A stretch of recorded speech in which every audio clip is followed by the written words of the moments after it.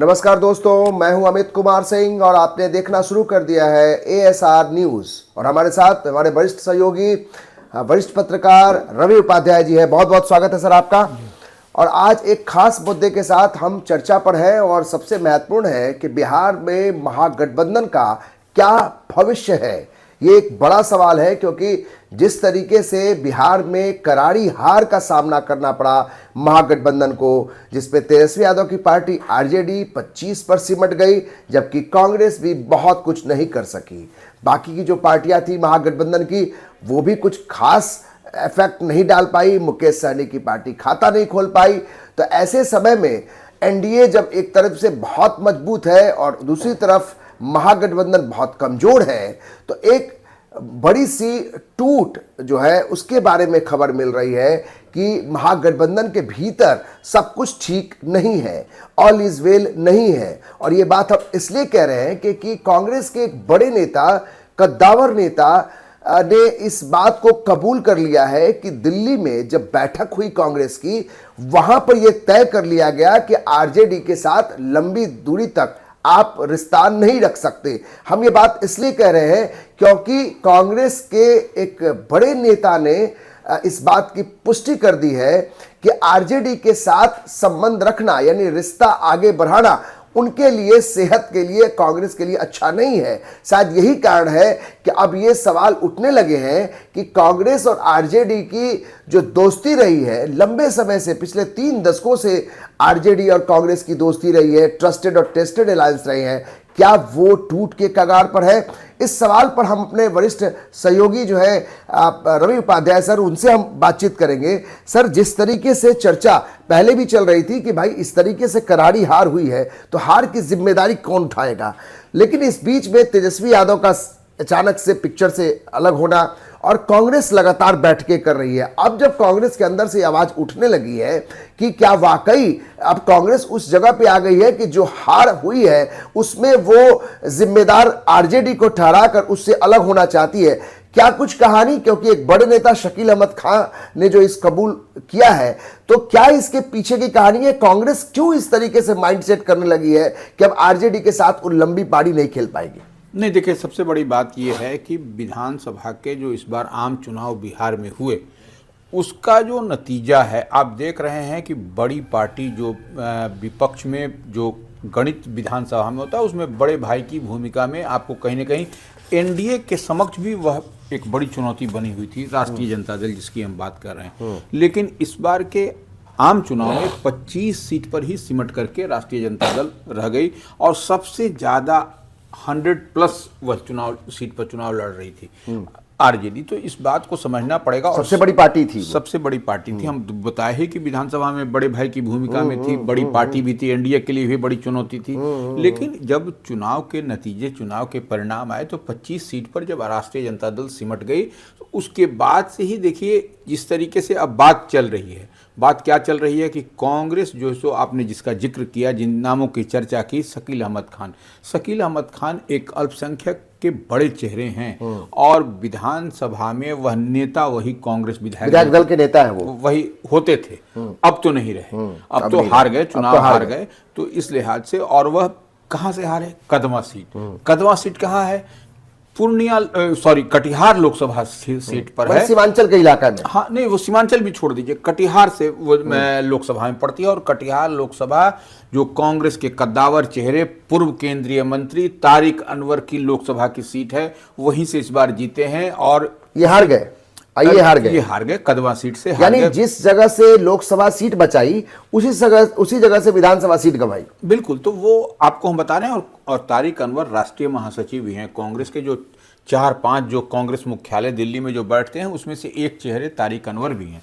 तो ऐसे में एक बड़ा सवाल शकील अहमद खान ने उठा दिया है और शकील अहमद खान की बात से इत्तफाक तमाम कांग्रेसी नेता रख रहे हैं। आपने देखा भी कि टिकट बंटवारे को लेकर के बीते दिन कांग्रेस मुख्यालय सदाकत आश्रम में बड़े बड़े चेहरे, आपको गजानन शाही और कई बड़े चेहरे थे जो कि चुनाव हार गए, चुनाव में हारे भी नहीं और टिकट भी उनको नहीं मिला। तो यह टिकट बंटवारे को लेकर के भी बड़ा पेंच फंसता हुआ, और वही शकील अहमद खान भी कह रहे हैं। और बात केवल शकील अहमद खान तो ठीक है, पब्लिक डोमेन में आके कह रहे हैं, मीडिया में आकर शकील अहमद क्या कह रहे हैं, लेकिन जो अंदरूनी खबर, जो जिस बात की जानकारी एसआर न्यूज को है कि जो कांग्रेस के बड़े नेता हैं, यानी जो वरिष्ठ नेता है, वरिष्ठतम नेता है, वो भी इस बात को अब कबूल लिए हैं कि जो कुछ भी हुआ 2025 के चुनाव में, इसका ठीकरा वो सीधे सीधे आरजेडी को फोड़ना चाहते हैं। क्योंकि जिस बात का जिक्र रवि सर कर रहे थे कि जो कदवा की सीट है, वो सीट उस इलाके से, उस लोकसभा सीट से आती है जहां से कांग्रेस के उम्मीदवार जो है तारिक अनवर विजयी होते हैं, और वहां ये सीट हार जाता साफ बताता है कि कहीं ना कहीं जो आपकी जो स्ट्रेटजी थी उसमें कहीं चूक थी। और इसी कारण से जो कांग्रेस के वरिष्ठ नेता हैं वो इस बात को अब कबूल रहे हैं कि ये जो सीट है, ऐसी कई सीटें हैं जो कांग्रेस ने हारी है, जीती हुई सीटें हारी हैं। अब उनको लगता है कि आरजेडी के बातों में को मानकर उन्होंने कई स्टेप ऐसे लिए जो नहीं लेना था। रवि सर भी वही बता रहे हैं। रवि सर, शुरुआत से आप ये बात कह रहे हैं कि जो टिकट बंटवारा था वहां गड़बड़ी, जो कई जगहों पर आप फ्रेंडली फाइट लड़ रहे थे, ये सारी चीजें तो कहीं ना कहीं अब कांग्रेस इस चीज को आकलन कर रही है कि आरजेडी कहीं पर अड़ी रही, बड़ी बिग बी के भूमिका में रही। शायद यही कारण है कि उनके इस रवैये से उनकी बहुत बड़ी हार हुई है। देखिए, निश्चित रूप से आप इस बात को समझिए कि कांग्रेस इस बार जो सो विधानसभा के आम चुनाव में 61 सीट पर लड़ी, 161 सीट पर लड़ी और 6 सीट ही मात्र जीत सकी। तो ये एक बड़ी, और देखिए जो कांग्रेस चाहती थी जिन जिन सीटों पर उम्मीदवार देना, जिन जिन सीटों पर उसकी मजबूत पकड़ थी, वहां से नहीं दे करके और कई ऐसे टिकट झोल झाल करके टाल दिया गया। और चुनाव से पहले ही जिस तरीके से मुख्यमंत्री का शपथ हम लेने जा रहे हैं, इस तारीख को हम डिप्टी सीएम बनेंगे और उसके बगैर नहीं होगा, तो यह मुस्लिम चेहरा सबसे बड़ा तो काम किया कि कांग्रेस चाहती थी कि जब आप मुकेश सहनी का चेहरा आप आगे कर रहे हैं डिप्टी सीएम के लिए, और किस तरीके से मतलब प्रेशर बनाया गया कांग्रेस पर कि आप तेजस्वी यादव के नाम का ऐलान करें। आप देखिए किस तरीके से अशोक गहलोत को आनंद फानंद में पटना में आकर सर वहां पर तेजस्वी यादव के नाम का ऐलान करना पड़ा, साथ में मुकेश सहनी को डिप्टी सीएम के भी नाम का ऐलान करना पड़ा। वो भी एक बड़ी चूक, कांग्रेस वहां भी दबाव में थी। और मुझे लगता है कि जो कुछ भी सर ये कांग्रेस अब जो बयान आ रहे हैं शकील अहमद खान के, ये साफ तौर पे लगता है कि कांग्रेस कुंठा में उस समय जी रही थी। अब ये जब बड़ी हार हुई है रवि सर, यहां पर साफ तौर पे लगता है कि कांग्रेस अब जो पिछलग्गू और पीछे बी टीम के तौर पर अपने आप को मानती रही, अब वो समझती है कि यहां पर अगर चुनाव लड़ना, चूंकि बंगाल में चुनाव लड़ना है, बंगाल में ममता बनर्जी के भी सामने लड़ना है, जबकि ममता बनर्जी से आपको आरजेडी के नजदीकियां हैं, तो कहीं ना कहीं लगता यह है कि कांग्रेस अब अपना एक विकल्प खुद को बनाना चाहती है आरजेडी से इतर। नहीं, देखिए एक बात समझना पड़ेगा, कांग्रेस अपने कोर वोटर जो उसका परंपरागत वोटर रहा है उसको पकड़ने की कवायद में इस बार के विधानसभा के आम चुनाव में दिखाई पड़ी थी। आप वो कैसे, उसको भी हम डिकोड करते हैं। आप देखिए राजेश राम प्रदेश अध्यक्ष बने, प्रदेश अध्यक्ष अखिलेश सिंह थे कांग्रेस के, उनको रिप्लेस करके राजेश दलित चेहरा लाया गया, एक दलित चेहरा लाया गया। अब देखिए वही हम बता रहे, उस समय जो है सो बिहार विधानसभा में नेता प्रतिपक्ष माने, या ऐसे कह लिया जाए कि मैंने कांग्रेस विधायक दल के नेता शकील अहमद खान होते थे, मुस्लिम चेहरा। इसको जोड़ने की जरूरत है।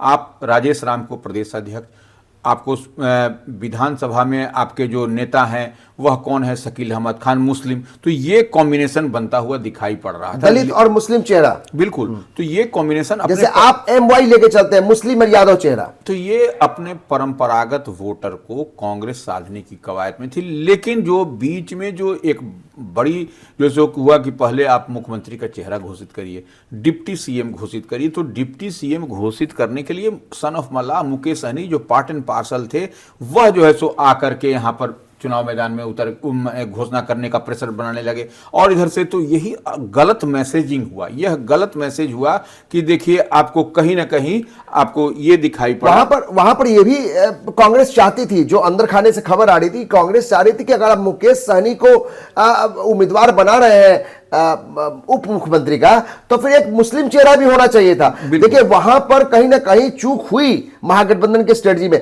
और जब महागठबंधन के आपको जो कोऑर्डिनेशन कमेटी का चेयरमैन तेजस्वी यादव थे, तो जाहिर है कि सारा दारोमदार उन्हीं के ऊपर था। कांग्रेस आज तेजस्वी यादव या फिर आरजेडी की स्ट्रेटजी पे सवाल इसलिए भी उठा सकती है क्योंकि हर फैसले तेजस्वी यादव करते थे और वो एक पोलो रोड से होता था। तो कहीं ना कहीं रवि सर ये बात तो सही है कि कांग्रेस उन दिनों में चुप रही, लेकिन अब कांग्रेस के जो नेता जो इस बात से बहुत नाराज थे कि भाई तेजस्वी यादव अपनी मनमानी कर रहे हैं, अब यहां पर कांग्रेस के जो नेता हैं वो खुले तौर पे शायद बड़े जो शीर्ष नेता हैं कांग्रेस के उन तक ये बात पहुंचा रहे हैं। और शायद यही कारण है जो शकील अहमद खान यहां तक बोल गए कि भाई वहां पर यह भी चर्चा हुई कि जिनके रहने से अगर हम जीत नहीं सकते हैं, लेकिन जिनके रहने से अगर हमारी हार हो रही है तो कम से कम उनसे हमको तौबा करना होगा। तो ये कांग्रेस एक नई स्ट्रेटजी अब बना रही है आरजेडी के रिश्तों को लेकर। नहीं देखिए, स्ट्रेटजी नहीं, स्पष्टता के साथ दिखाई पड़ा कि जो महागठबंधन इंडिया ब्लॉक या राजद का वोट कह लें, वह कांग्रेस में इधर उधर नहीं होता। वह कांग्रेस अपने बलबूते ही 6 सीट जीत कर वोट ट्रांसफर भी नहीं हुआ। वोट ट्रांसफर नहीं हुआ और ये वोट ट्रांसफर नहीं होने के कई सारे कारण हैं। और यही बात जो है सो दिल्ली में, जब दिल्ली से लेकर पटना तक वो हलचल बढ़ी थी, और उस हलचल के बीच में जो शकील अहमद खान का जो बयान, जो इतनी बात वह कह रहे हैं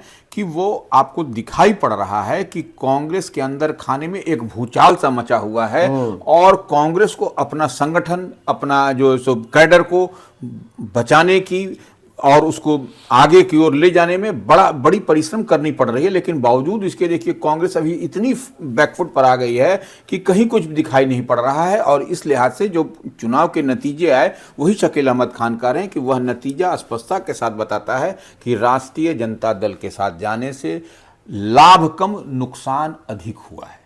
तो यानी जो आरजेडी यानी लालू प्रसाद यादव की पार्टी और कांग्रेस के बीच, यानी सोनिया गांधी के बीच, राहुल गांधी के बीच जो एक ट्रस्ट था, ट्रस्टेड टेस्टेड अलायंस कहा जाता था महागठबंधन में आरजेडी और कांग्रेस को, अब न तो ट्रस्ट दिखाई पड़ रहा है अगर कांग्रेस जिस तरीके से बयान दे रही है, न टेस्टेड, यानी जो टेस्ट किया गया 2025 के चुनाव में वहां पर कांग्रेस को लगता है बड़ा झटका लगा है। लेकिन हम तो ये लगता है कि बड़ा झटका कांग्रेस को नहीं, बड़ा झटका अब ये तो तेजस्वी यादव के लिए भी कह सकते हैं, क्योंकि बिहार में आप 2030 की लड़ाई अभी लड़नी है, 2029 हार के बाद आप अब जीतने के लिए आगे अगर एकजुट नहीं रहेंगे तो फिर एनडीए जितना मजबूत है सर, 202 उनको सीटें आई हैं, ये नहीं लगता है कि इतना भी आप ऐसे अगर आपस में बिखरेंगे तो 2029-30 की लड़ाई आप जीत पाएंगे। तो यहां पर अब क्या कर सकते हैं तेजस्वी यादव, क्योंकि कांग्रेस अपनी मंशा जाहिर कर दी है। नहीं देखिए, अब तेजस्वी यादव के पास क्या है? निश्चित रूप से तेजस्वी यादव अभी भी नेता प्रतिपक्ष वही हैं, लालू प्रसाद यादव के पुत्र हैं।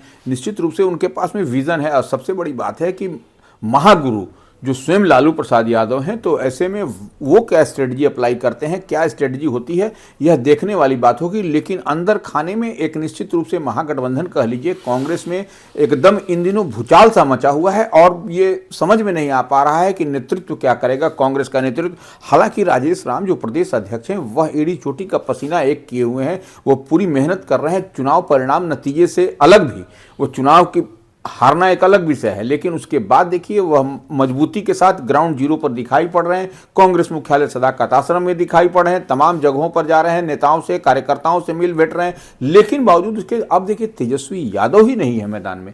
यह सबसे बड़ी परेशानी है महागठबंधन के लिए। अगर तेजस्वी यादव इन दिनों यहां होते या अब रह करके, जो आप देखिए कुछ कर नहीं सकते, आप जितवा नहीं सकते चुनाव परिणाम के बाद, लेकिन मरहम पट्टी तो लगा सकते हैं। जो बात शिवानंद तिवारी बाबा बोल रहे हैं, बाबा यही तो कह रहे हैं, जिस बात का जिक्र हम लोग बार बार करते हैं कि बाबा कह रहे हैं शिवानंद तिवारी कि भाई आप आकर कार्यकर्ता बनकर अपने कार्यकर्ताओं के बीच में जाएंगे तो एक जो डैमेज हुआ उसको कंट्रोल आप कर सकते हैं। क्योंकि कार्यकर्ताओं का अगर मनोबल टूट गया, जैसे कांग्रेस अब इस तरीके से बयान दे रही है, ऐसे में तो जो ग्राउंड में जो कार्यकर्ता है, यानी कांग्रेस, आरजेडी और मुकेश सहनी की पार्टी और बाकी जो गठबंधन के लोग हैं, अगर इनके कार्यकर्ता टूटे तो फिर इनको जोड़ना 5 साल के अंदर आसान नहीं होगा, क्योंकि बड़ी मुश्किल से एकजुट हुए थे। और देखिए कहीं ना कहीं रवि सर ये भी बात है कि तेजस्वी यादव जिस तरीके से एक एटीट्यूड दिख रहा था कि भाई कांग्रेस को झुकाना है, मैंने आपको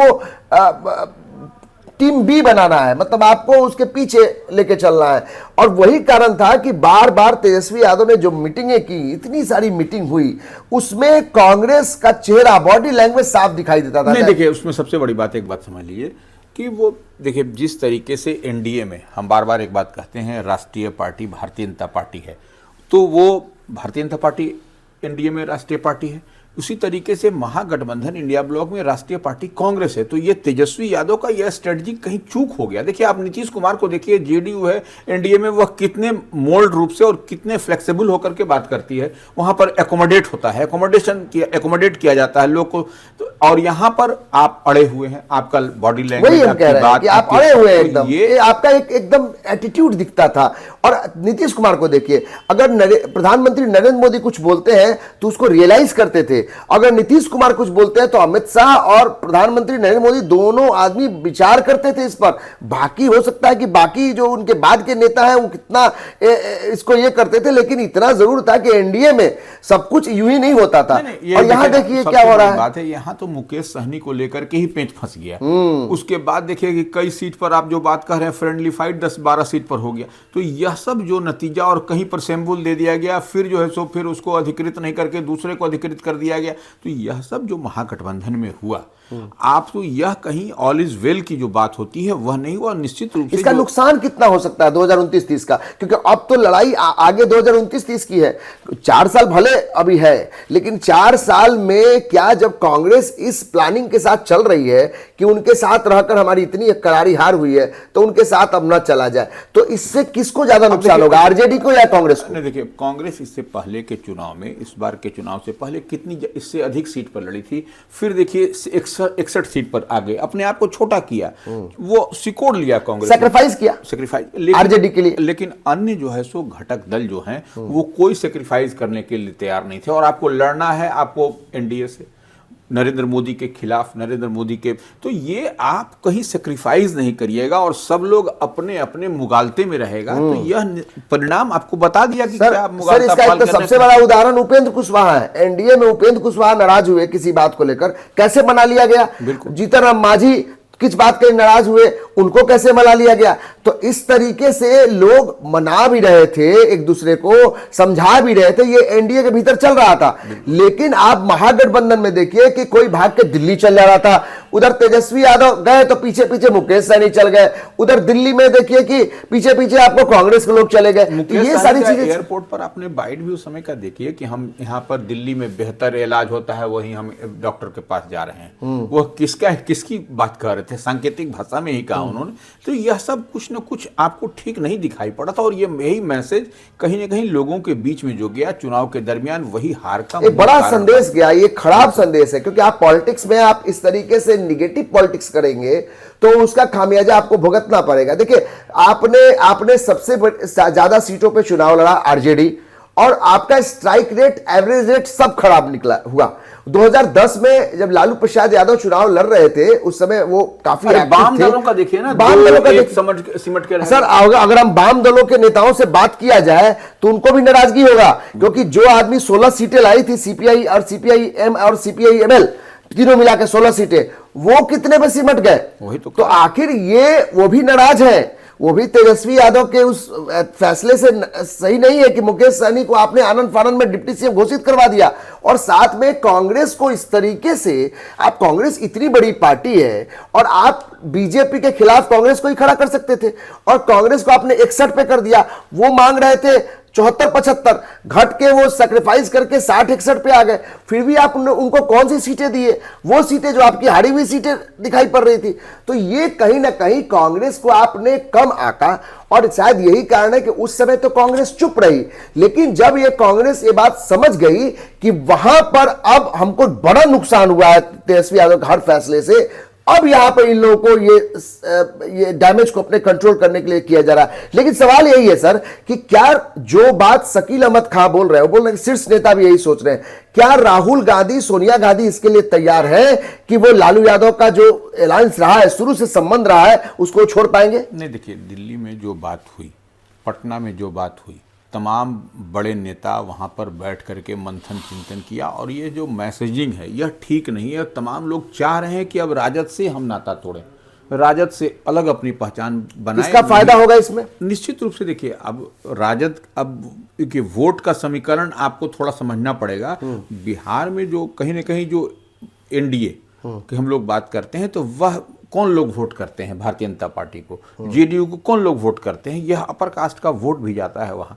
तो अपर कास्ट को जो ही आप अपने पाले में रखिएगा और आपका कॉम्बिनेशन जो दलित और अल्पसंख्यक का साथ में है, तो अपर कास्ट का वोट, अगर यदि आप तो अपर कास्ट को भी दरकिनार कर रहे हैं, तो भूमिहार, राजपूत, ब्राह्मण कास्ट कहाँ आपके साथ चढ़ेगा? वह तो उसका भारतीय जनता पार्टी का कोर वोटर हो गया। जबकि आपको चाहिए था कि कांग्रेस के अंदर ये ट्रांसफर कराना। बिल्कुल। तो आप अगर केवल अति पिछड़ों पर फोकस किए, आप एमवाई पर फोकस किए, जबकि कांग्रेस का जो वो पृष्ठभूमि रही है वो तो फॉरवर्ड वोट भी रहा है उनके साथ, मुसलमान का वोट है, फॉरवर्ड वोट रहा। फॉरवर्ड तो आप उस तरीके से खुलेआम आप बोलेंगे फॉरवर्ड के खिलाफ, तो वो तो मैसेज खराब जाएगा ही जाएगा। निश्चित रूप से देखिए, वही सब वोट नहीं चढ़ा और यही सब हार का मूल कारण बना। इसको समझना पड़ेगा आपको। तेजस्वी यादव ठीक है, युवा है, वह काम करते हैं, लेकिन काम करने का मतलब यह भी नहीं कि आप वोट को बिगाड़ दें। वोट को बिगाड़ने का जो सिस्टम है उसको कहीं ना कहीं कंट्रोल करने की जरूरत है, और यह कैसे कंट्रोल होगा यह तेजस्वी यादव खुद समझ सकते हैं। सर, एक सवाल और आखिरी में हम ये कहेंगे कि तेजस्वी यादव को परिपक्व नेता लोग मानते भी हैं, कुछ लोगों का मानना है कि अभी उतनी परिपक्वता नहीं आई है।